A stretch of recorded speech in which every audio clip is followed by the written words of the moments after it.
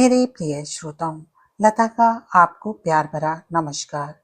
वेद प्रकाश काम्बोज द्वारा लिखित उपन्यास चंद्रहार के चोर भाग 2। आगे बढ़ने से पहले आपसे अनुरोध है कि मेरे चैनल को सब्सक्राइब करें, लाइक करें, शेयर करें और बेल आइकन दबाना ना भूलें। धन्यवाद। कर्नल चोपड़ा और जय बेहोश मिसेस त्रेहन को इमारत के भीतर ले गए। इस बारे में जब इंस्पेक्टर को कोई संदेह ना रहा कि वह लाश जगत त्रेहन की ही है, तो उसने उसे पोस्टमार्टम के लिए भिजवाने का इंतजाम किया। उसी समय बाहरी दरवाजे के सामने एक टैक्सी आकर रुकी और उसमें से कंधे पर एक सफारी बैग लटकाए तथा हाथ में एक बड़ा सा अटैची केस थामे एक युवती उतरकर भीतर आई। उसकी अस्त व्यस्त सी पोशाक और बिखरे बालों को देखकर लगता था जैसे वह किसी लंबे सफर से आ रही हो। लड़की ने एक नजर आश्चर्य के साथ वहां के माहौल को देखा और फिर उसने इंस्पेक्टर से पूछा, यह त्रेहन हाउस ही है ना? जी हाँ। इंस्पेक्टर ने उसको ऊपर से नीचे तक निरीक्षण किया। तब यहाँ पुलिस किस लिए? लड़की ने सवाल किया। क्या कुछ चोरी हो गई है? मिस्टर त्रेहन का किसी ने कत्ल कर दिया है। क्या कह रहे हैं आप? कल रात किसी ने मिस्टर त्रेहन की हत्या कर दी है। Oh my God! सूटकेस लड़की के हाथ से निकलकर जमीन पर गिर पड़ा। तभी उसकी नजरें इमारत के दरवाजे की ओर गईं और वह चिल्लाई, जय, क्या ये लोग सच कह रहे हैं कि किसी ने फूफा की हत्या कर दी? मालती! जय उसे देखते ही तेज कदमों से आगे की ओर बढ़ता हुआ बोला, तुम कब आई? बस अभी आ रही हूँ, मालती बोली। लेकिन मैं क्या सुन रही हूँ? हाँ मालती, तुमने ठीक सुना है, जय विषादपूर्ण स्वर में बोला। कल रात किसी ने डैडी को मार डाला। मगर क्यों? क्या दुश्मनी थी उनसे किसी की? अभी कुछ पता नहीं चला। पुलिस तहकीकात कर रही है। फूफी कहाँ हैं? अंदर है। डैडी की लाश देखकर बेहोश हो गई थी। बड़ी मुश्किल से होश में आई हैं, जय ने कहा। लेकिन तुम बिना कोई सूचना दिए अचानक कैसे आ गई? खबर कर दी होती तो तुम्हें कोई लेने पहुंच जाता। मैंने सोचा था कि शादी की सालगिरह के अवसर पर अचानक पहुंचकर सबको सरप्राइज दूंगी, लेकिन यहाँ तो सरप्राइज मेरा ही इंतजार कर रहा था। मगर यह सब हुआ कैसे? वे दोनों बातें करते इमारत की ओर बढ़ रहे थे कि इंस्पेक्टर ने टोका, एक मिनट मिस मालती। वे दोनों ठिठक कर रुक गए। लगता है आप कहीं लंबे सफर से आ रही हैं। जी, मैं सीधी काठमांडू से आ रही हूँ। काठमांडू से? इंस्पेक्टर ने जय की ओर देखते हुए पूछा। जहाँ की आप कल जाने वाले थे? जी हाँ, जय बोला। मालती मेरी ममेरी बहन है। मेरे मामा काठमांडू में ही रहते हैं। काठमांडू से आप कब चली थी? इंस्पेक्टर ने मालती से पूछा। आज सुबह के ही प्लेन से चली थी और अब महानगर एयरपोर्ट से सीधे टैक्सी करके यहाँ आ रही हूँ। इंस्पेक्टर ने उससे कुछ और सवाल किए, जिनसे मालूम हुआ कि मालती का जन्म काठमांडू में ही हुआ था और वह पहली बार यहाँ आई है क्योंकि उसके फूफा अपनी शादी की सालगिरह धूमधाम से मनाते थे और उसका विश्वास था कि यहाँ आने के बाद भी वह परंपरा चालू रहेगी। 15 दिन पहले मिस्टर त्रेहन का फोन गया था मालती के पिता जय नारायण के पास, जिसमें उन्हें शादी की सालगिरह में सम्मिलित होने के लिए निमंत्रित किया गया था। आवश्यक कार्य के कारण जय नारायण तो ना आ सके, किंतु मालती अकेले ही चली आई। जब इस जानकारी के अलावा कोई और जानकारी हासिल ना कर सका इंस्पेक्टर, तो उसने मेरी ओर संकेत करते हुए पूछा, इस आदमी को पहचानती हैं आप? मालती ने मुझे इस तरह से घूरा जैसे चिड़ियाघर में किसी जानवर को देख रही हो।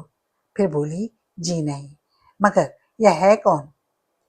किंतु इंस्पेक्टर ने उसकी बात का कोई जवाब न देकर मुझसे कहा, तुम मेरे साथ आओ। इंस्पेक्टर मुझे अपने साथ लेकर पड़ोस के मकान पर गया।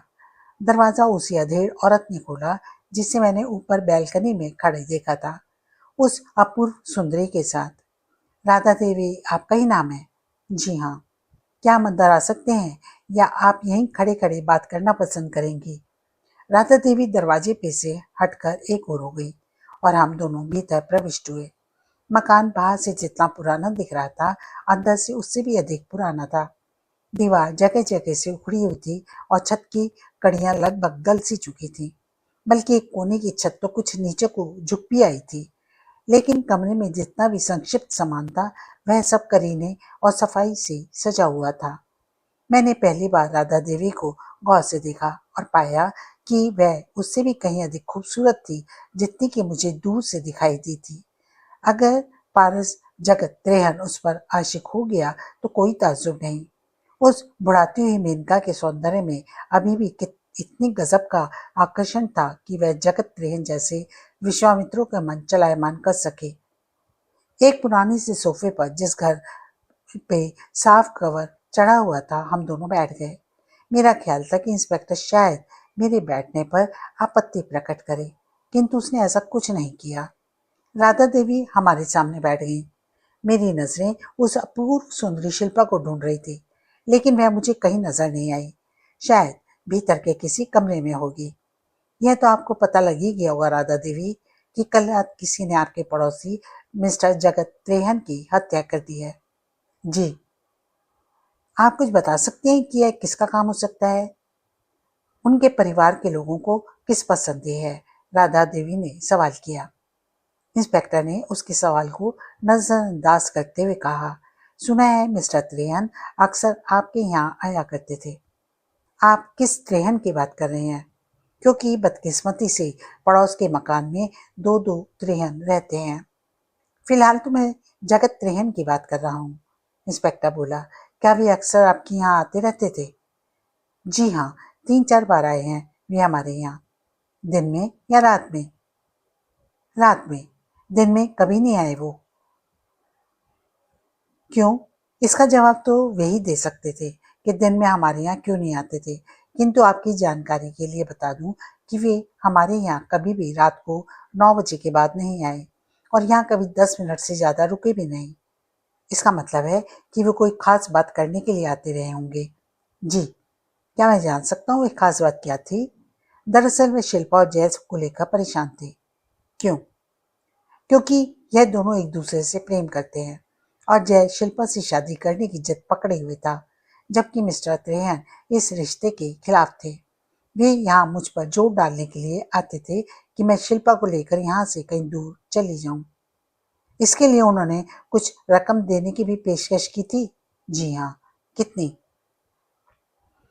वे मेरी मुंह मांगी रकम देने के लिए तैयार थे, किंतु इसकी नौबत ही नहीं आई क्योंकि मैंने उनका प्रस्ताव अस्वीकार कर दिया था। राधा देवी ने कहा, आप नहीं समझ सकते इंस्पेक्टर कि एक गरीब विधवा औरत के लिए जिसके एक खूबसूरत जवान बेटी भी हो जिंदगी गुजारनी कितनी मुश्किल होती है। लोक निंदा से भी वह बच ही नहीं सकती ना। क्या आप जय और शिल्पा की शादी के लिए स्वीकृति दे चुकी हैं? इंस्पेक्टर ने पूछा। कौन माँ है जो इस रिश्ते से इनकार करेगी? जय एक सुंदर और सुशील लड़का है, खानदान भी अच्छा है, लेकिन दुनिया में चाहने भर से सब कुछ नहीं होता। मैं शिल्पा को हमेशा यही समझाती रही हूँ कि वह आकाश कुसुम तोड़ने का प्रयत्न ना करे। कल रात आपके पड़ोस के मकान में कुछ नकाबपोश घुस गए थे, इंस्पेक्टर ने सवाल किया। इस बारे में कोई जानकारी है आपको? सिर्फ इतनी कि जितनी अन्य लोगों को, राधा देवी ने जवाब दिया। लेकिन आपका मकान तो बिल्कुल लगा हुआ है उनके मकान से। पड़ोस में होने वाली घटनाओं का आभास तो लग ही गया होगा था। मुझे पड़ोसियों के मामले में ताक-झाक करने की आदत नहीं है, राधा देवी ने कहा। और जब से शिल्पा और जय वाला चक्कर चला है तब से मैं और भी सावधान हो गई हूँ। यानी रात वहां जो कुछ हुआ उसके बारे में आपको कोई जानकारी नहीं? जी नहीं। उससे पहले जब कर्नल चोपड़ा ने पड़ोस में शोर मचाया तब? उसका भी हमें नहीं पता। अच्छा, आप रमला नाम की किसी औरत को जानती हैं? जी नहीं। शायद शिल्पा जानती हो। शिल्पा को भीतर से बुलाया गया। इंस्पेक्टर ने उससे भी कुछ सवाल किए, लेकिन कोई नई बात मालूम नहीं हो सकी। अन्य सभी व्यक्तियों की तरह वे दोनों माँ बेटी भी ना किसी रमला नाम की औरत को जानती थी और ना मुझे पहचानती थी। अब बताओ बेटे कि तुम असल में हो कौन और सुबह 4 बजे वहां क्या कर रहे थे? पुलिस स्टेशन में पहुंचने के बाद इंस्पेक्टर ने मुझसे पूछा। मैं तो बलि का बकरा हूँ इंस्पेक्टर साहब, जो आपके हाथ लग गया, मैंने विनीत स्वर में कहा।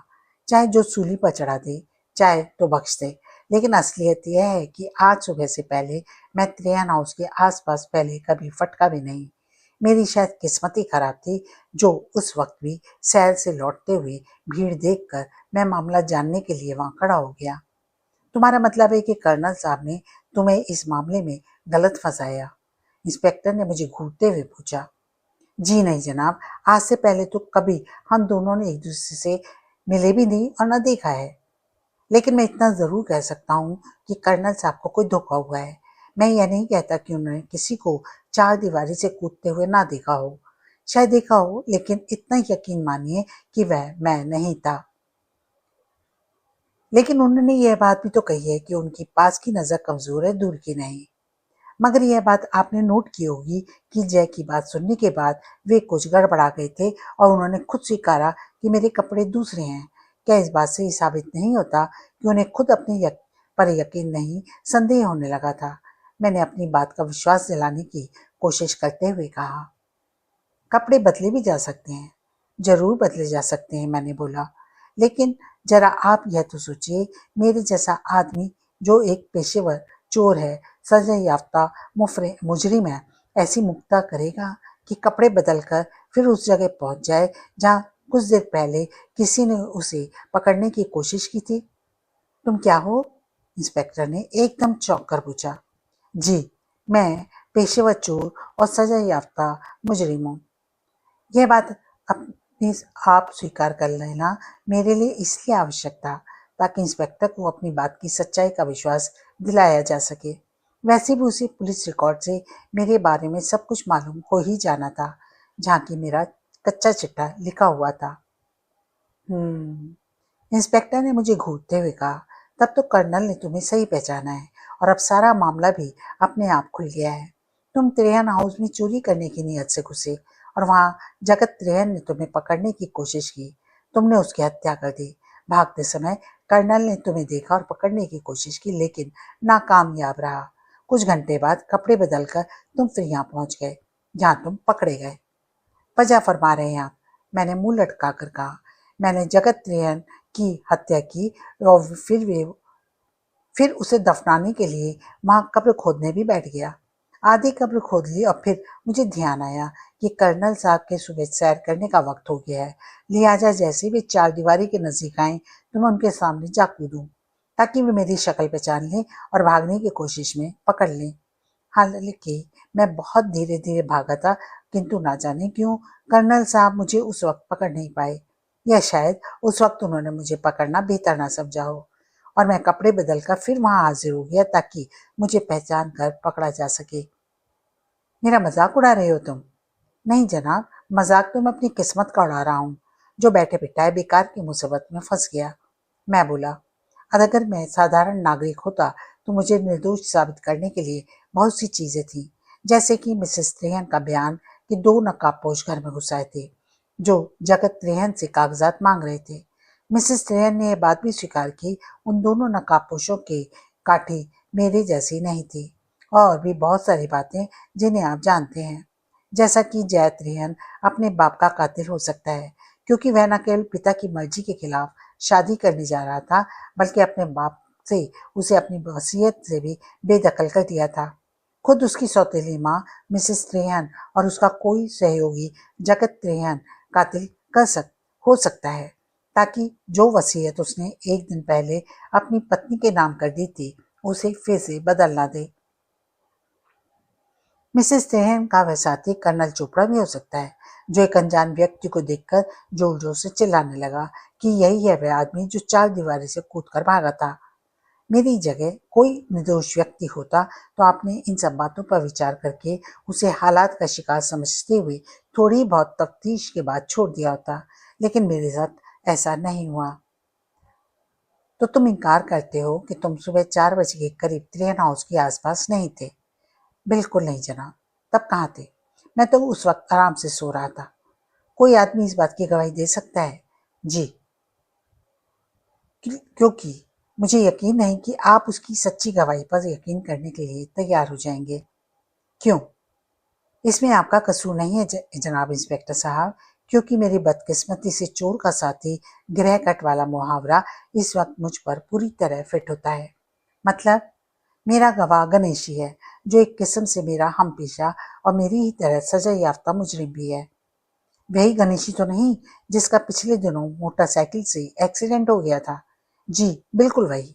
मुझे जब एक्सीडेंट की खबर लगी तो मैं उसकी मिजाज पुरसी के लिए उसे देखने यहाँ चला आया। मैं तो अगले दिन ही वापस लौट जाना चाहता था, किंतु गणेशी ने कहा था कि अकेला पड़ा बोर हो रहा हूँ, 2-4 दिन रुक जाते तो अच्छा था।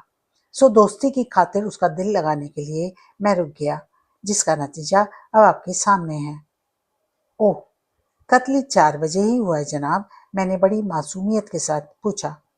सही वक्त का पता तो पोस्टमार्टम की रिपोर्ट के बाद ही पता लगेगा, किंतु डॉक्टर का अनुमान है कि कत्ल आधी रात के वक्त हुआ था।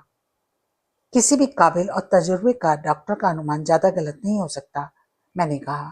आप जरा खुद ही गौर कीजिए कि इस कत्ल में अगर मेरा कोई भी ताल्लुक होता तो क्या मैं आपको इतना बेवकूफ नजर आ रहा हूँ कि आधी रात के वक्त वहां मौजूद होने के बाद उसी जगह फिर 4 बजे पहुंच जाता और वहां से कर्नल साहब के हाथों पकड़ा जाने से बाल बाल बचने के बाद फिर 7 बजे उसी जगह हाजिर हो जाता।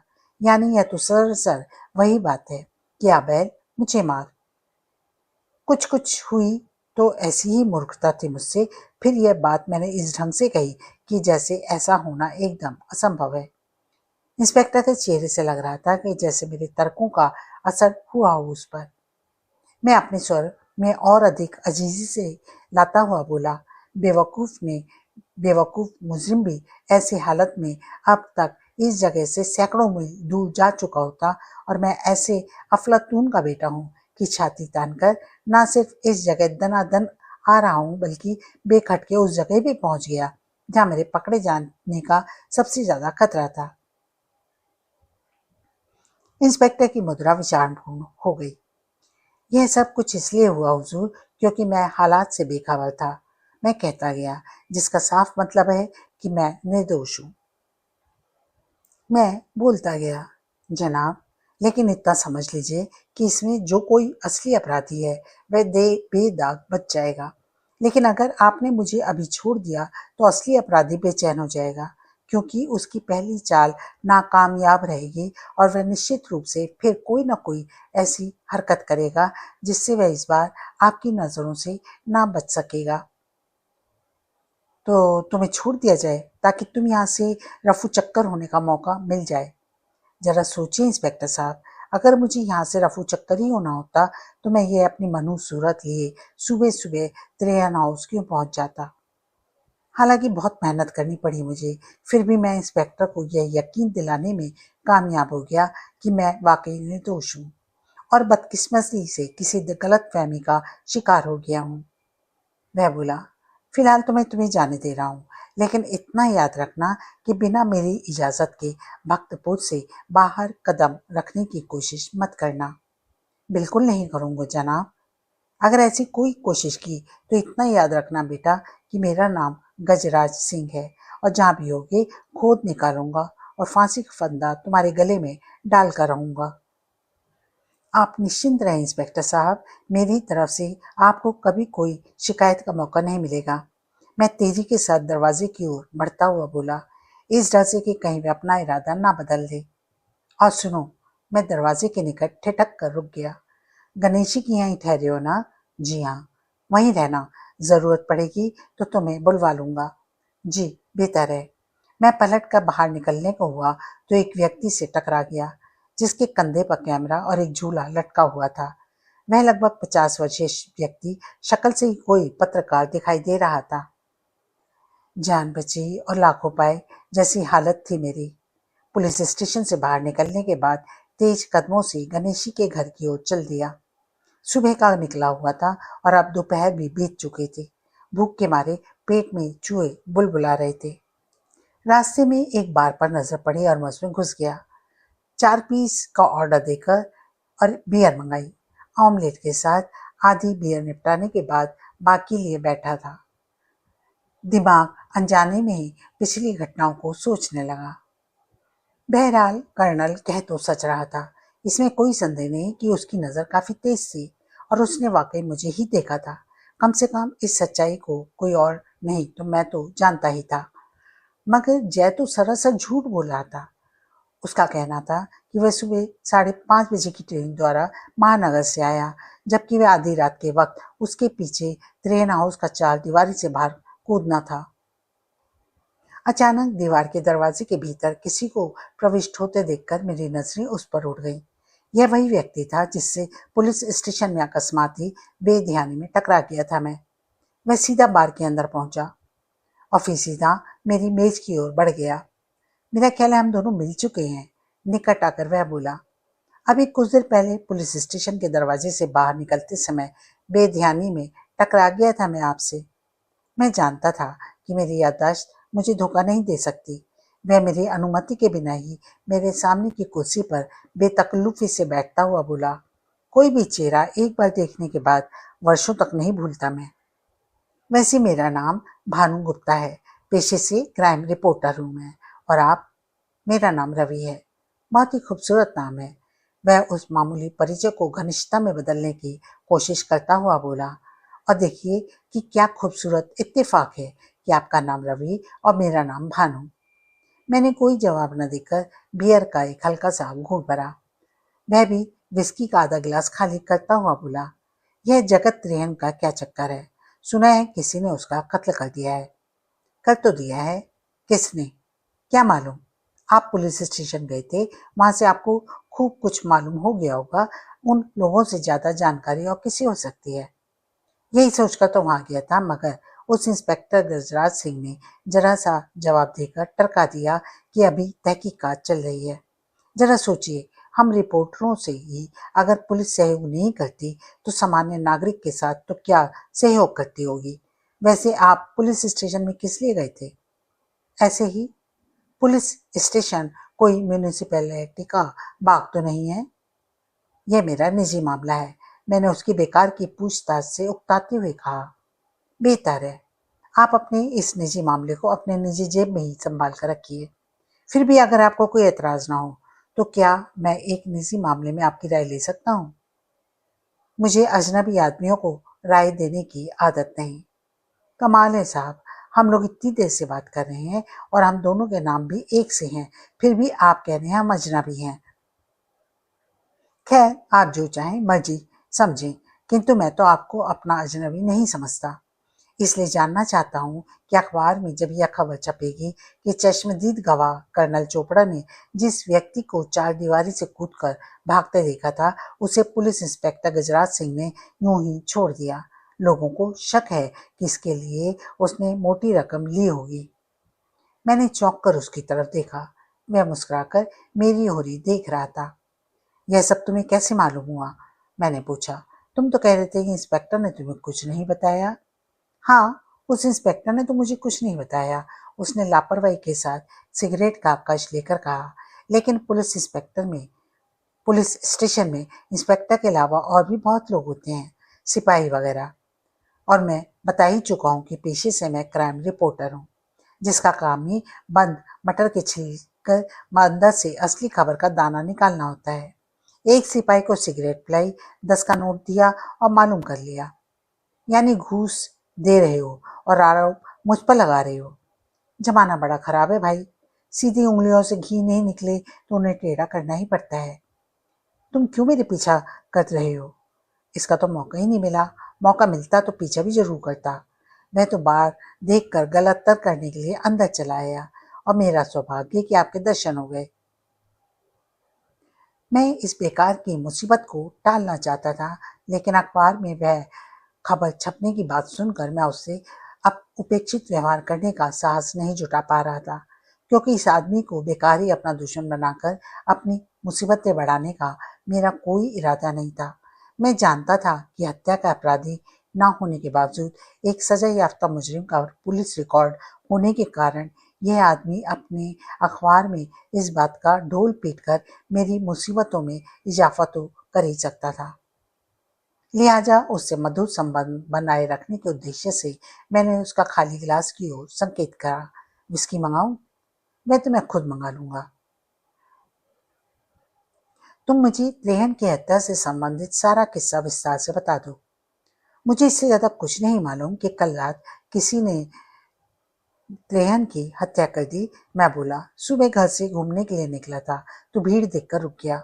वहां कर्नल चोपड़ा नामक एक वृद्ध सज्जन को यह गलतफहमी हो गई कि सुबह 4 बजे उसने मुझे देखा था चार दीवारी कूद कर भागते हुए, जबकि वह मैं नहीं था।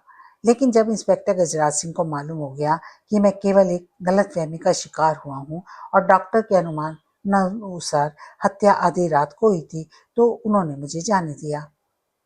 तुम तो पूछताछ के दौरान इंस्पेक्टर के साथ थे, भानुगुप्ता ने अपने लिए एक पैग विस्की का ऑर्डर देते हुए बोला। अपनी तहकीकात के दौरान उसने क्या क्या जानकारी हासिल की। चूंकि इंस्पेक्टर ने उसे कुछ नहीं बताया था, इसलिए मैं अपनी ओर से उसे कोई बात बताकर इंस्पेक्टर की नाराजगी मोल नहीं लेना चाहता था। इसलिए मैंने कहा, मैं तो वह बेकार की मुसीबत अपने गले पड़ते देखकर इतना चित्ता मग्न हो गया था कि उन लोगों की कोई बात ना सुन सका। मैं तो यही सोचकर भूले जा रहा था कि इस मुसीबत से कैसे छुटकारा हासिल करूं। मुझे किसी की प्रशंसा के श्लोक नहीं सुनने बल्कि असली किस्सा मालूम करना है, भानु ने मुझे टोकते हुए कहा। अगर आप मेरी बात माने तो मैं सारा किस्सा मालूम करने का बहुत ही आसान तरीका बता सकता हूँ। वह क्या? आप खुद त्रेहान हाउस जाकर परिवार के लोगों से ही सारी जानकारी हासिल क्यों नहीं कर लेते? वाह बेटे, तुम मुझे ही पढ़ाने चले हो, भानुगुप्ता अपने गिलास में से घूंट भरता हुआ बोला। पिछले 30 साल से क्राइम रिपोर्टरी करता रहा हूँ, तो अपनी खोपड़ी में इतनी अकल तो रखता हूँ कि मुझे कहाँ से कैसे खबर हासिल करनी चाहिए। तुम ना मिलते तो मैं वही करता जो तुम बता रहे हो। अचानक तुम मिल गए तो सोचा कि तुमसे भी कुछ मालूम कर लिया जाए। मेरे साथ बात करके आप अपना वक्त खराब करेंगे। बेहतर यही होगा कि आप त्रियन हाउस जाएं और वहीं आपको सारी इंफॉर्मेशन मिलेगी। इस तरह आपको एक और फायदा भी होगा। वह क्या? वह जगह भी देख लेंगे जहां हत्या हुई है। कैमरा आपके पास है, अपने अखबार के उस स्थान के फोटो वगैरह आप ले लेंगे। यह बात तो मेरे दिमाग से ही निकल गई थी, भानुगुप्ता ने विचारपूर्ण मुद्रा में कहा। लेकिन तुम इतना तो कर सकते हो कि मुझे त्रियन हाउस तक पहुंचा दो। क्यों नहीं? मैंने उतनी आसानी से अपनी जान छूटते देखकर उत्साहित स्वर में कहा। भानु ने उसके बाद अपना पैक खत्म किया। बाहर निकली। सूरज की तेज रोशनी में नशे से बोझिल आंखें कुछ देर के लिए चुंधिया गई। होठों में सिगरेट दबाए भानु अपना स्कूटर स्टार्ट करने लगा। वह जो बड़ा सा पेड़ दिखाई दे रहा है वही है त्रेयान हाउस। मैंने उस सड़क पर पहुंचने के बाद स्कूटर ड्राइव करते भानु को बताया। लेकिन इसके बावजूद भी जब उसने शिल्पा के मकान के सामने स्कूटर रोका तो मैं बोला, यह नहीं है भाई, उस मकान से अगली जो वह कोठी है वह है त्रेयन हाउस। मुझे मालूम है, तो फिर यहाँ क्यों स्कूटर रोक दिया? देखो बरखुरदार, भानु ने स्कूटर रोकने के बाद भी उस पर बैठे बैठे कहा। 30 साल की अपनी क्राइम रिपोर्टरी के तजुर्बे में मैं इस नतीजे पर पहुंचा हूं कि किसी भी मामले की जितनी बढ़िया जानकारी पड़ोसियों से मिल सकती है, उतनी बढ़िया जानकारी उन लोगों से नहीं मिल सकती जिनके बारे में कि आप जानकारी हासिल करना चाहते हैं। ओ, स्कूटर से नीचे उतरते हुए मैंने कहा। भानु ने भी स्कूटर से नीचे उतरकर उसे स्टैंड पर लगाते हुए कहा, वहां जाने से पहले मैं बाहर से कुछ तथ्य इकट्ठे कर लेना चाहता हूँ, इसलिए पुलिस स्टेशन गया पहले, और इसलिए अचानक इस बार में तुमसे मुलाकात हो जाने के कारण मैंने तुमसे भी पूछताछ शुरू कर दी। अब यहाँ आया हूँ तो अपना काम पड़ोस से ही शुरू करूंगा। पहले मेरा इरादा था कि उसे त्रेयन हाउस के सामने पहुंचाकर वहां से चलता बनूंगा, किंतु जब उसने शिल्पा के घर के आगे अपना स्कूटर रोका और अपना यह इरादा जाहिर किया वह कि वह यहीं से अपना काम शुरू करेगा, तो मैं उसे देखने की लालसा न छुपा सका। हालांकि यह मुझे मालूम हो चुका था कि उसका रोमांस जैसे चल रहा है और मेरे लिए वे अंगूर खट्टे हैं। भानु की दस्तक के जवाब में स्वयं राधा देवी ने ही दरवाजा खोला।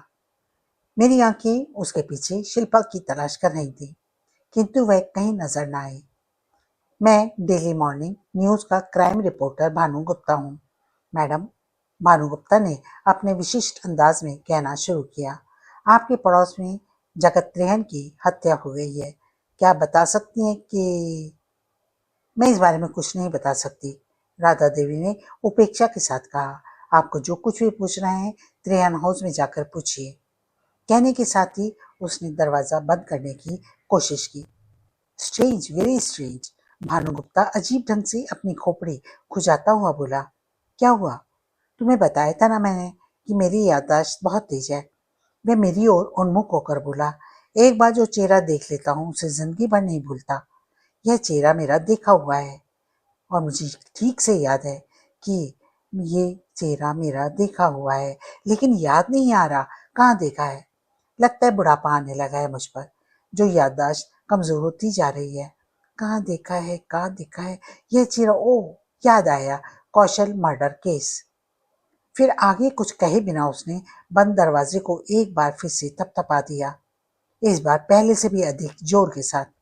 राधा देवी ने इस बार पहले से कहीं अधिक तेजी के साथ दरवाजा खोला और बहुत ही झुंझुलाए स्वर में बोली, आप लोग हमें तंग करना बंद नहीं करेंगे? क्या हमें पुलिस को बुलाना होगा? माफ कीजिए, कहीं आप मिसेस कौशल तो नहीं? एक बार तो मुझे लगा कि राधा देवी बुरी तरह हड़बड़ा गई। फिर उसने जोरदार लफ्जों में कहा, जी नहीं, मेरा नाम राधा है। कहने के साथ उसने झटके से फिर दरवाजा बंद कर लिया। स्ट्रेंज, वेरी स्ट्रेंज, भानुगुप्ता अपनी खोपड़ी खुजाता हुआ बोला। मेरे जैसा आदमी जिसकी याददाश्त इतनी तेज है कि एक बार कोई चेहरा अच्छी तरह से देख ले तो उसे जिंदगी भर नहीं भूलता, वह इतना बड़ा गच्चा कैसे खा गया? स्ट्रेंज, एक ही झटके में सारा नशा उतर गया।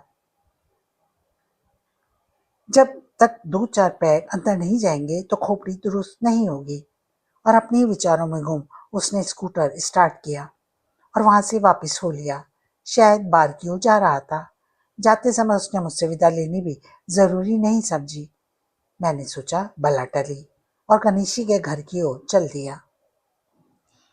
गणेशी के घर पहुंचा तो बड़ी बेचैनी के साथ मेरा इंतजार कर रहा था, जिसका सबूत था भरी हुई एश ट्रे। टांग टूटी होने के कारण चल फिर तो नहीं सकता था वह, इसलिए बेचैनी में सिगरेट फूंकता जा रहा था। हाँ, थाम तो पुलिस ने लिया ही था। बत्ती जलाकर मैंने कमरे के भीतर का अंधेरा दूर करने के बाद स्वयं कुर्सी पर निढाल होते हुए एक सिगरेट सुलगाई। हुआ क्या? मैंने उसे सारा किस्सा सुनाया। मैंने तेरे को पहले ही मना किया था वहां मत जा, गणेशी ने बुरा सा मुंह बनाकर कहा। मगर तू किसी की सुनता ही कहाँ है? और जब पुलिस में पकड़ा ही गया था तो तूने सारी बात इंस्पेक्टर को साफ साफ क्यों नहीं बता दी? सब साफ तो बता दिया अपने बारे में, तभी तो उसने छोड़ दिया। मगर तू उस छोकरे की बात काहे को गोल कर गया? आधी रात को तूने उसे चार दीवारी कुत्ते देखा था। फिर उस इंस्पेक्टर को ये सब क्यों नहीं बता दिया? वाह, बड़ी अकल की बात कर रहा है, मैंने गर्दन को झटका देते हुए कहा। कर्नल ने मेरे को चार दीवारी कुत्ते देखा था और मैं कहता कि मैंने उस छोकरे को चार दीवारी कुत्ते देखा है। इंस्पेक्टर तभी यह सोचता कि अपने को बचाने के लिए मैं बेकार उस छोकरे को फंसा रहा हूँ। और जब इंस्पेक्टर मुझसे यह पूछता कि 12 बजे वहां मैं क्या करने गया था तो क्या जवाब देता? तब भी यह बताना पड़ता कि मैं चंद्रहार की चोरी का प्रोग्राम बना रहा था। मामला साला बंबई से कलकत्ते तक लंबा हो जाता। लेकिन अगर इंस्पेक्टर को मालूम हो गया तू उससे झूठ बोला है तो वह कहीं खुंदक में तेरे को लंबा ना तान दे। अब कैसे मालूम होगा? कर्नल के अलावा किसी ने मुझे देखा ही नहीं और यह मैं साबित कर आया हूँ। लेकिन उस छोकरे ने तेरे को बचाने के लिए ऐसा क्यों कहा? उसने मेरे को बचाने के लिए नहीं, मैंने सिगरेट की राख फर्श पर झाड़ते हुए कहा। चार दीवारी से कूदने की बात सुनकर मैं बौखला गया था। शायद यह समझा कि कहीं उसे ही ना देख लिया हो, इसलिए शायद वह सब कह गया जो उसने कहा। आखिर चार दीवारी कूद कर तो वह भी भागा था। मेरे को पक्का यकीन है उस छोकरे ने ही अपने बाप का कत्ल किया है। मेरा भी यही ख्याल है, वरना उसे झूठ बोलने की क्या जरूरत? मैंने कहा अगर उसके बाप ने भी हद कर दी। जिस छोकरी से वह शादी करना चाहता था उससे उसकी शादी नहीं होने दे रहा था। वसीयत से भी उसे दूध की मक्खी की तरह निकाल फेंका। लेकिन यार गणेशी, एक बात तो है, हालांकि वे दोनों सौतेले माँ बेटे हैं, मगर पुलिस के सामने जता रहे थे जैसे सगू से भी बढ़कर हों। मैं विस्की की बोतल लेने के लिए काउंटर की ओर बढ़ ही रहा था कि अचानक दो आदमियों की बातचीत मेरे कानों में पड़ी। अरे, तूने कुछ सुना? क्या? ट्रेन हाउस में एक और लाश मिली है। अच्छा, कब? अभी अभी मैं उधर से ही आ रहा था तो पुलिस मौजूद थी वहां। मैं अपनी उत्सुकता ना रोक सका और पूछ ही बैठा, किसकी लाश मिली है साहब? पता नहीं जी। भक्तपुर में जब से बाहर के लोग आकर रहने लगे हैं, अपराध बहुत बढ़ गए हैं। अभी तो दिन ढला ही है, अंधेरा हुआ ही है, एक और कत्ल हो गया। मैं बोतल खरीदना भूल गया और इस सोच में पड़ गया कि अब किसका कत्ल हुआ है। अपनी उत्सुकता पर काबू न रख सका और मैं पहुंच गया त्रेयन हाउस। बाहर तमाशाइयों की भीड़ सुबह से कम थी। मैं अंदर जाने को हुआ तो एक सिपाही ने मुझे रोका। मैंने उससे कहा, इंस्पेक्टर साहब को एक खास खबर देनी है मुझे। यह बात मैंने भीतर घुसकर लाश देखने के लिए की थी। ना जाने क्यों मेरे दिल में खुदड़ खुदड़ मची हुई थी कि अब किसका कत्ल हुआ होगा, यह जानना चाहता था मैं। लाश बगीचे में ही पड़ी थी, बिल्कुल वैसा ही जैसा कि जगत त्रेहन की छाती में धंसा हुआ चाकू था। उसकी छाती में भी बिल्कुल वैसा ही चाकू धंसा हुआ था। एक व्यक्ति लाश पर झुका हुआ था, वह शायद डॉक्टर था, क्योंकि मेरे वहां पहुंचने पर वह सीधा खड़ा होता हुआ पास खड़े इंस्पेक्टर से बोला, मेरे विचार में तो इस आदमी को मरे 48 घंटे के करीब हो चुके हैं। मैंने लाश को गौर से देखा। वह कोई अजनबी ही था, जिसे मैंने कभी नहीं देखा था। उसने कीमती वस्त्र पहने हुए थे। इस बार मैंने उसकी छाती में धंसे चाकू को विशेष रूप से देखा। वह नेपाली खुकरी जैसा था, बिल्कुल वैसा ही देखने में जिससे जगत त्रेहन की हत्या की गई थी। निकट ही मिसेस त्रेहन, मालती और नौकरानी सुलोचना खड़ी थी। तीनों के चेहरे पीले पड़े हुए थे। इंस्पेक्टर ने एक उचटती सी नजर डाली, फिर मुझे लगभग अनदेखा सा करके वह उन तीनों को ही एक साथ संबोधित करते हुए बोला, इस आदमी को आप में से कोई नहीं पहचानता? जी नहीं साहब, सुलोचना एकदम बोली। इस आदमी को तो मैंने अपनी जिंदगी में पहले कभी नहीं देखा। सबसे पहले तो लाश तुमने ही देखी थी? जी, सुलोचना ने जवाब दिया। मैं बाजार से सब्जी लेकर लौटी थी कि भीतर घुसते ही है मुझे लाश नजर आई। पर साहब, इस आदमी को चाहे मैंने कभी ना देखा था, लेकिन इन कपड़ों के को अच्छी तरह से पहचानती हूँ मैं, जो इसने पहन रखे हैं। किसके कपड़े हैं ये? बड़े मालिक के, यानी मिस्टर जगत त्रेहन के। जी। इंस्पेक्टर ने मिसेस त्रेहन की ओर उन्मुख होकर पूछा, यह त्रेहन साहब के कपड़े हैं? जी, कपड़े तो उन्हीं के हैं। मिसेस त्रेहन ने घबराई से स्वर को संयत करने का प्रयत्न करते हुए कहा, लेकिन इस आदमी को नहीं पहचानती कि यह कौन है। आपने कहीं देखा है नहीं इस आदमी को? इंस्पेक्टर ने इस बार प्रश्न मालती से किया। जी नहीं। इसके बाद इंस्पेक्टर ने मेरी ओर देखकर पूछा, तुम पहचानते हो इस आदमी को? जी नहीं। फिर इंस्पेक्टर ने धीरे से गर्दन हिलाकर मिसेस त्रेहन की ओर उन्मुख होकर पूछा, लाश को जरा गौर से देखकर बताइए, कहीं यह उन दो नकाबपोशों में से तो नहीं है जो आपको बांधने के लिए आपके पति को खींचकर बाहर ले गए थे? शायद हो, लाश पर नजरें जमाते हुए मिसेस त्रेहन ने कहा, लेकिन मैं निश्चित रूप से कुछ नहीं कह सकती। तुम बाजार से सब्जी लेकर लौट रही थी जब तुमने लाश देखी? इंस्पेक्टर ने सुलोचना से सवाल किया। जी। और जब तुम गई थी तब लाश यहाँ नहीं थी? जी नहीं। जब लौट कर आई तो लाश यहाँ पड़ी थी? जी। लाश देखने के बाद तुमने क्या किया? मैं भय से चीख पड़ी, जिससे सुनकर मालकिन और मालती बीबी भीतर से दौड़ती हुई आई और लाश देखकर हैरान रह गई। आप दोनों भीतर क्या कर रही थी? जिनके घर में मौत हो जाती है वे भीतर बैठकर क्या क्या करते हैं? मिसेस रेहन ने पलट कर सवाल किया और फिर बोली, हम अपनी बदकिस्मती पर आंसू बहा रही थी। तुम्हें सब्जी लेकर लौटने में कितना समय लगा? इंस्पेक्टर ने सुलोचना से प्रश्न किया। लगभग आधा घंटा। इंस्पेक्टर ने धीरे से गर्दन हिलाई और फिर बोला, बहरहाल यह बात तो साबित होती ही है कि इस बीच के आधा घंटे में यह आदमी और हत्यारा यहाँ मौजूद थे। तुम गलत ढंग से सोच रहे हो इंस्पेक्टर, पास खड़े हुए डॉक्टर ने कहा। मेरे विचार में इस आदमी को मरे हुए 48 घंटे से ऊपर हो गए हैं। इसका मतलब है कि लाश इस आधे घंटे के बीच यहाँ लाकर डाली गई है। लेकिन हत्या कहीं और करके लाश यहाँ डालने के पीछे हत्यारे का क्या उद्देश्य हो सकता है, यह पता लगाना तुम्हारा काम है, डॉक्टर ने अपने कंधे झटक कर उत्तर दिया। वैसे अगर तुम्हारे आदमी लाश की फोटो वगैरह लेने का अपना काम निपटा चुके हों तो मैं एक बार फिर लाश का निरीक्षण करना चाहूंगा। इंस्पेक्टर ने फोटोग्राफर से पूछा तो उसने कहा, काम खत्म हो चुका है। फिर डॉक्टर एक बार लाश के ऊपर झुक गया। उसकी छाती में धंसे चाकू को बहुत ही सूक्ष्मता से में देखने के बाद बोला। इंस्पेक्टर के साथ साथ हम सभी लोग उत्सुकता के साथ डॉक्टर के क्रियाकलापों को देखते रहे। काफी देर निरीक्षण करने के बाद डॉक्टर ने अपनी जेब से रुमाल निकाला और बड़ी सावधानी के साथ, ताकि उसके दस्ते पर बने उंगलियों के निशान इत्यादि को कोई क्षति न पहुंचे, चाकू बाहर निकाला। कुछ क्षण तक उसका निरीक्षण करने के बाद वह उसे गौर से देखने के लिए अधिक रोशनी की ओर बढ़ गया। वहां अच्छी तरह चाकू का निरीक्षण करने के बाद वह धीरे से मुस्कुराया। बोला, यह चाकू इस आदमी के शरीर में इसकी मौत के बाद धंसाया गया है। क्या मतलब? इस चाकू के इस आदमी के शरीर में धंसाई जाने से पहले यह आदमी मर चुका था या मार डाला गया था। आप ये बात किस आधार पर कह रहे हैं? चाकू के फल को गौर से देखो, डॉक्टर ने चाकू इंस्पेक्टर को दिखाते हुए कहा।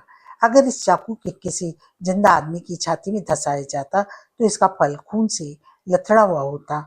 इतने घंटे के बाद भी वह खून चाहे जम जम कर अपना रंग बदल चुका होता, किंतु वह फल के साथ ही चिपका हुआ होता, जबकि फल बिल्कुल साफ है, जिसका मतलब कि इसे जब इस व्यक्ति के शरीर में धंसाया गया तब शरीर में खून नहीं था, और यह तभी मुमकिन है जबकि आदमी मर चुका हो।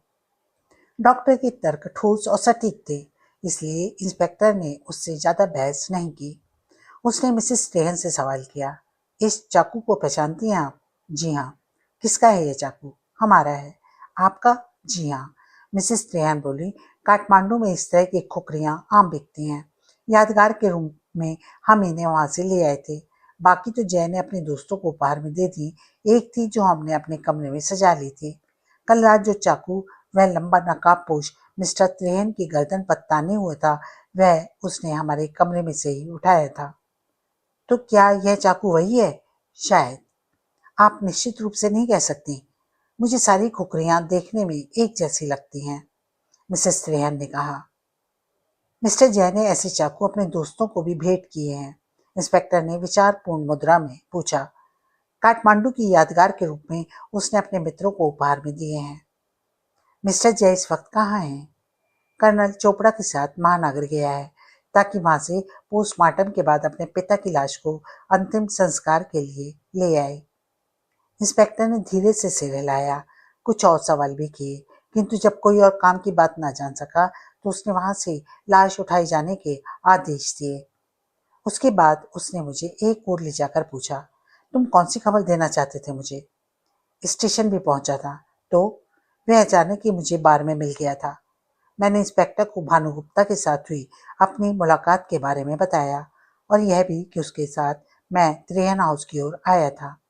यहाँ पहुंचने के बाद भानुगुप्ता ने अपनी पूछताछ पड़ोसियों से शुरू करने के उद्देश्य से राधा देवी के मकान पर दस्तक दी।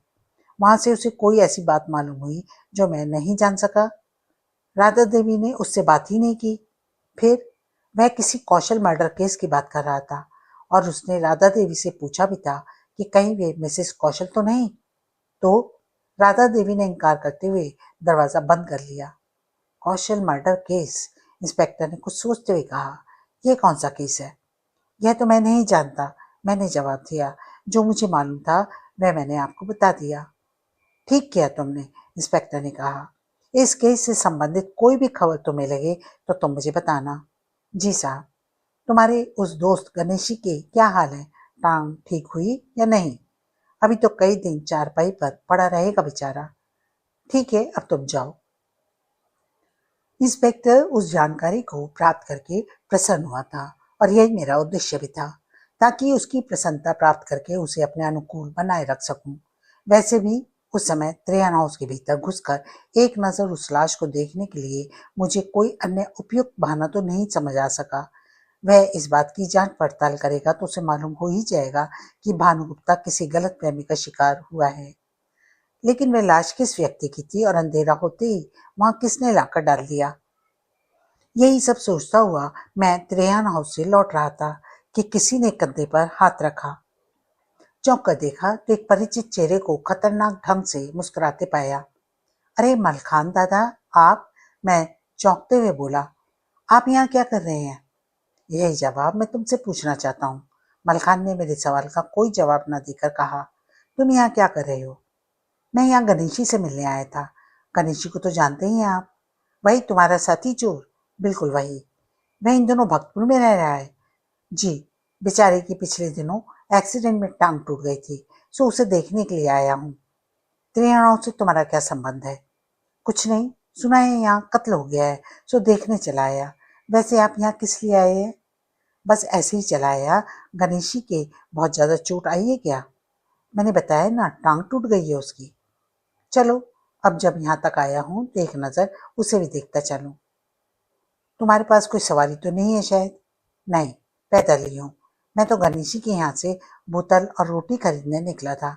खबर लगी कि ट्रेन हाउस में कोई कत्ल हो गया है, सो उत्सुकतावश दौड़ा चला आया। तब आओ, मेरे पास कार है। मैं ये सोचता हूँ मलखान के साथ चल दिया कि वह आदमी गणेशी को क्यों देखना चाहता है। मलखान हीरो का शातिर चोर भी था, स्मगलर भी और व्यापारी भी। चोरी का माल भी खरीदता था। मैंने और गोपाल ने कई बार उसे चुराया माल बेचा था। उसके साथ हमारा इतना ही संबंध था और जानकारी भी। लेकिन मैंने उसे इतना सामाजिक प्राणी कभी नहीं माना कि वह बिना मतलब किसी के हालचाल पूछने के लिए उसके घर जाए। रास्ता बताते चलना। कार में बैठने के बाद मलखान ने कहा, अभी तो सीधे चलो। रास्ते में कोई शराब की दुकान दिखाई दे तो रोकना।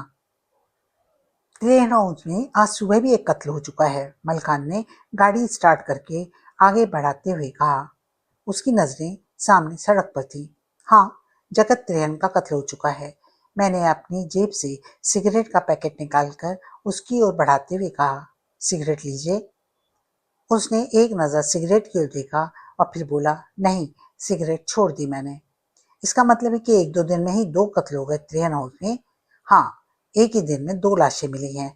डॉक्टर का कहना है कि अब जिस आदमी की लाश मिली है, इसे मरे तो 48 घंटे से ऊपर हो गए हैं।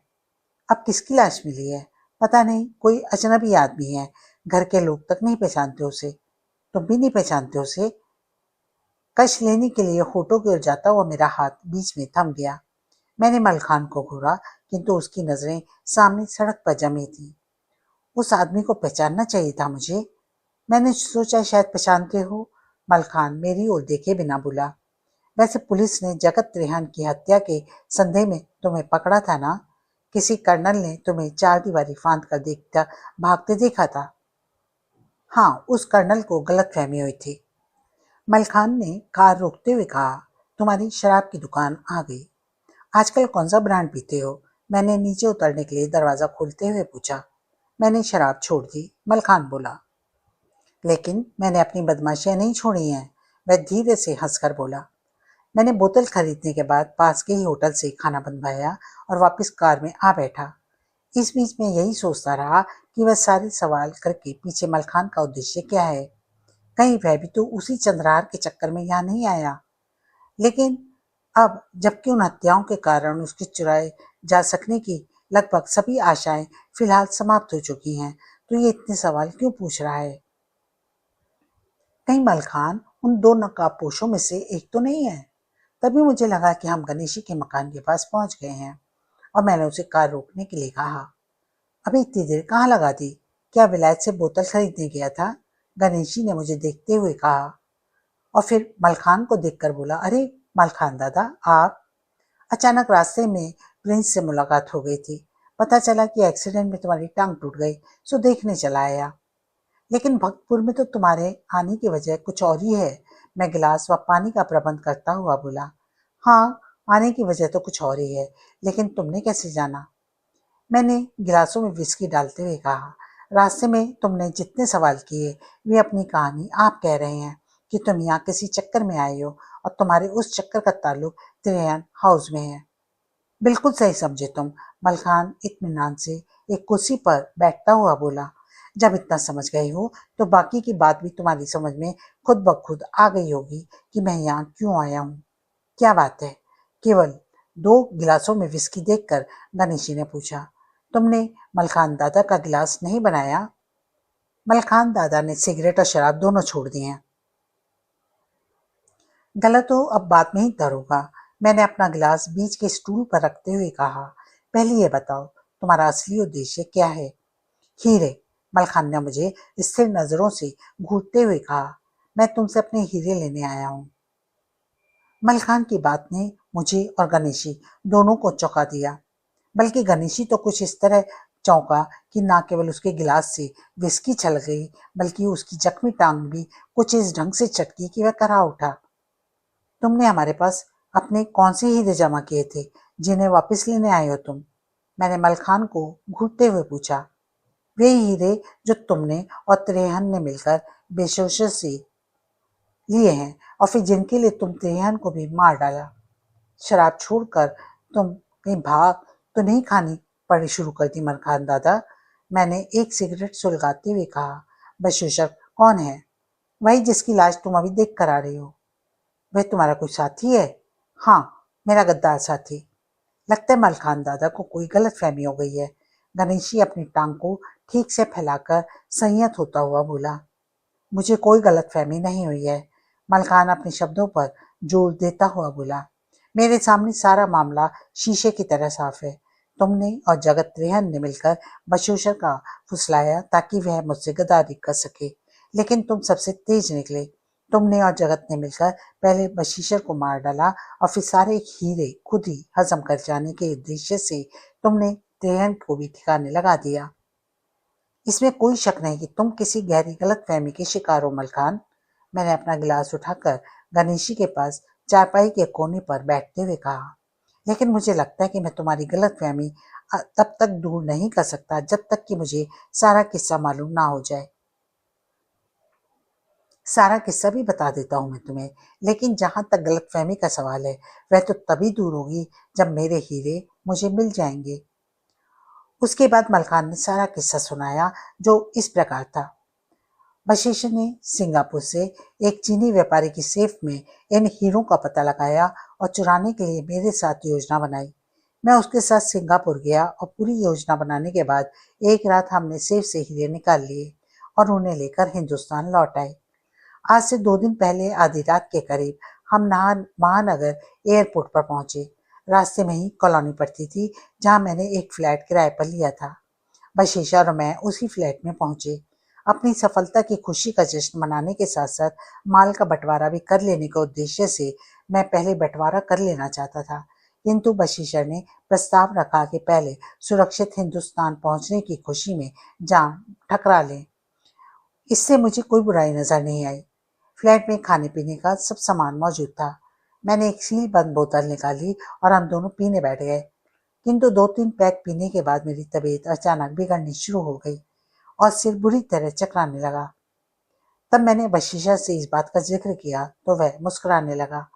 बशीशा ने मुझे बताया कि उसने नजर बचाकर मेरे गिलास में जहर मिला दिया था ताकि उसे उन हीरों का हिस्सा ना देना पड़े जिन्हें चुराने के लिए उसने इतनी मेहनत की है।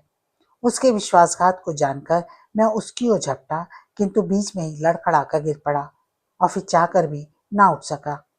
बशीशर मुझे वहां मरने के लिए छोड़कर चला गया। मेरी हालत निरंतर बिगड़ती जा रही थी। मुझे लगा कि मैं जल्दी ही मर जाऊंगा। शरीर कभी तो बुरी तरह अकड़ जाता और कभी एकदम शिथिल। मैं बयान नहीं कर सकता कि उस समय मेरी कितनी बुरी हालत थी। मैं नहीं जानता यह बात मुझे कैसे सूझी कि मैंने अपनी हलक में उंगली डालकर उल्टियां करनी शुरू कर दी। इससे मैं बिल्कुल चैतन्य तो नहीं हुआ, किंतु अब मैं अपने हाथ पैर कुछ हिला सकता था। हालांकि सिर अभी चकरा रहा था और आंखों से साफ दिखाई नहीं पड़ रहा था। किसी तरह गिरता पड़ता मैं अपने पड़ोसी डॉक्टर के यहाँ पहुंचा। वहां डॉक्टर मौजूद नहीं था। कुछ देर बाद उसकी पत्नी ने, जो कि डॉक्टर थी, उसने मेरे पेट की सफाई वगैरह करके मुझे इंजेक्शन देकर सुला दिया। उसके बाद जब मुझे होश आया तो अगले दिन की शाम हो चुकी थी। रात के 10 बजे दोनों मियाँ बीवी क्लिनिक से लौट कर आए। डॉक्टर ने जब पूछा कि मैंने उसे सारा किस्सा ज्यों का त्यों बता दिया और वह मेरी असलियत से परिचित था। 1-2 बार पहले भी वो मेरे शरीर से गोलियां वगैरह निकाल चुका था। सारा किस्सा सुनकर उसने मुझसे वही बात कही जो वह पहले भी कई बार कह चुका था। आखिर तुम अब यह धंधा छोड़ कर नहीं देते? बस अब इस किस्से को निपटा लूं तो फिर छोड़ दूंगा। अब क्या करने का इरादा है? बस बशीशर को ही तलाश करना है। डॉक्टर ने मुझे बशीशर का हुलिया बताकर पूछा, कहीं यही आदमी तो बशीशर नहीं है? बिल्कुल यही है। तुमने उसे कहाँ देखा? जब अपने क्लाइंट का फ़ोन आने के बाद मैं पेशेंट को देखने के लिए उस अर्जेंट विजिट पर जा रहा था, तो इस आदमी को मैंने इमारत से बाहर 1234 नंबर की एक कार में बैठते देखा था। कार का नंबर तुम्हें कैसे याद रह गया? इसके लिए किसी कमाल की याददाश्त की जरूरत नहीं, बल्कि यह नंबर एक ऐसा है जिसे कोई भी आदमी याद कर सकता है। मतलब? तुम इतना हैरान क्यों हो रहे हो? सीधा सा नंबर है, 1234। 1234 कहो तो लगता है ना जाने कितना भारी नंबर है। अगले दिन ही मैं 1234 नंबर की गाड़ी की तलाश में लग गया। अथॉरिटी में मुझे विभिन्न सीरीज की 1234 नंबर की सभी गाड़ियों के बारे में जानकारी हासिल हो गई। जांच पड़ताल करने पर मुझे मालूम हुआ कि इस नंबर की गाड़ी में केवल त्रेहन ही एक ऐसा व्यक्ति था जो उस रात अपने किसी मित्र को एयरपोर्ट पर छोड़ने गया था। सो त्रेहन को चेक करने के इरादे से मैं आज यहाँ आ गया। यहाँ आने पर मालूम हुआ कि त्रेहन की किसी ने हत्या कर दी। यह भी मालूम हुआ कि जिस व्यक्ति को संदेह में पकड़ा गया है उसे पुलिस स्टेशन ले जाकर छोड़ दिया गया। मैं उस व्यक्ति की यानी तुम्हारी तलाश में यहाँ रुक गया। अचानक अंधेरा होने के बाद मुझे खबर लगी कि त्रेयन हाउस में एक और कत्ल हो गया। मैं वहां पहुंचा और भीड़ में शामिल हो गया। उसी समय मैंने तुम्हें त्रेयन हाउस में घुसकर इंस्पेक्टर से मिलते देखा। तुम्हें देखते ही सारी बात अपने आप साफ हो गई और मैं समझ गया कि हीरे तुम्हारे ही कब्जे में है।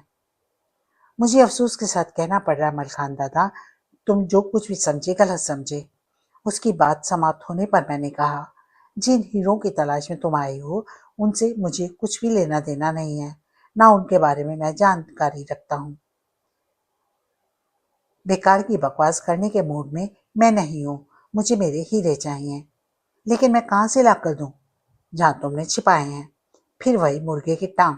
जब मुझे उसके बारे में मालूम ही नहीं तो मैं छिपाऊंगा कहाँ? देखो प्रिंस, मैं शराफत से तुमसे बात कर रहा हूँ, मलकान दादा ने बोला। बशीर मेरे यहाँ से जगत त्रेहन की कार में बैठकर भागा। इस बात का इससे बड़ा सबूत और क्या हो सकता है कि बशीर की लाश जगत त्रेहन की कोठी के बगीचे में पाई गई है। हो सकता है कि तुम्हारी जगह मैं होता तो शायद इस हालात में यही सोचता, किंतु असलियत कुछ और ही है। यह ठीक कह रहा है मलखान दादा, गणेश बोला। हम लोगों का हीरो से कोई लेना देना नहीं। और फिर उसे मैंने बताया किस तरह चंद्रहार चुराने के चक्कर में मैं इस मामले में उलझ गया। अगर उस एक्सीडेंट में गणेशी की टांग ना टूट गई होती तो इस वक्त में शायद तुम्हें भक्तपुर में नजर भी ना आता। अंत में मैंने कहा, गणेशी खुद ही उस काम को अंजाम देता, किंतु अब जगत त्रेहन की हत्या हो जाने से हमारा चंद्रहार वाला प्रोग्राम भी ठप हो गया है। हो सकता है तुम ठीक कह रहे हो, लेकिन इस बात में कोई शक नहीं कि हीरे लेकर बशीर जगत त्रेहन को कार में बैठा और तब कहानी यूं बनती है कि हीरो की खातिर जगत त्रेहन ने बशीर को कत्ल कर दिया, जिसका सबूत है उसकी लाश। हो सकता है ऐसा ही हुआ हो नहीं सकता बल्कि ऐसा ही हुआ है। और यह काम तुम दोनों ने ही किया है, मलखान अपने शब्दों पर जोर देते हुए बोला। तुम फिर बेकार। मिसेस त्रेहन का बयान भी इस बात की पुष्टि करता है। मलखान मेरी बात को काटता हुआ बोला। उसने दो नकाबपोशों को देखा था जो त्रेहन से कुछ मांग रहे थे। तुम भी दो आदमी हो। यह गणेशी चारपाई से नीचे नहीं उतर सकता। शायद अब ना उतर सकता हो, तब तो उतर सकता था ना। तुम कुछ नहीं समझे, सिर्फ अपना ही राग लापे जा रहे हो, मैंने झुंझला कर कहा। सब कुछ सच बताने के बावजूद भी अगर तुम्हें यकीन नहीं आता तो हम क्या कर सकते हैं? मेरे हीरे मुझे वापस कर सकते हो। तुम्हें हमारे पास कहीं हीरे नजर आते हो तो ले लो। वो तो मैं लेकर जाऊंगा, मलकान शांत स्वर में बोला। फिलहाल तुम्हें कल तक का टाइम देता हूं मैं। अगर कल इस वक्त तक मेरे हीरे मुझे नहीं मिले तो तुम्हारे साथी की टांग चाहे कसकर ही टूटी हो, किंतु उसकी गर्दन मैं तोड़ दूंगा। उसके बाद तुम्हारा जो हाल होगा उसकी शायद तुम कल्पना भी नहीं कर सकते। फिर वह ठिठक कर दरवाजे की ओर बढ़ गया और वहां रुककर उसने एक बार फिर बड़े ही खतरनाक अंदाज में बोला, कल इस वक्त तक मेरे हीरे मुझे मिल जाने चाहिए। आज का वीडियो हम यहीं समाप्त करते हैं। आगे की कहानी के साथ पुनः उपस्थित होती हूँ। तब तक के लिए नमस्कार।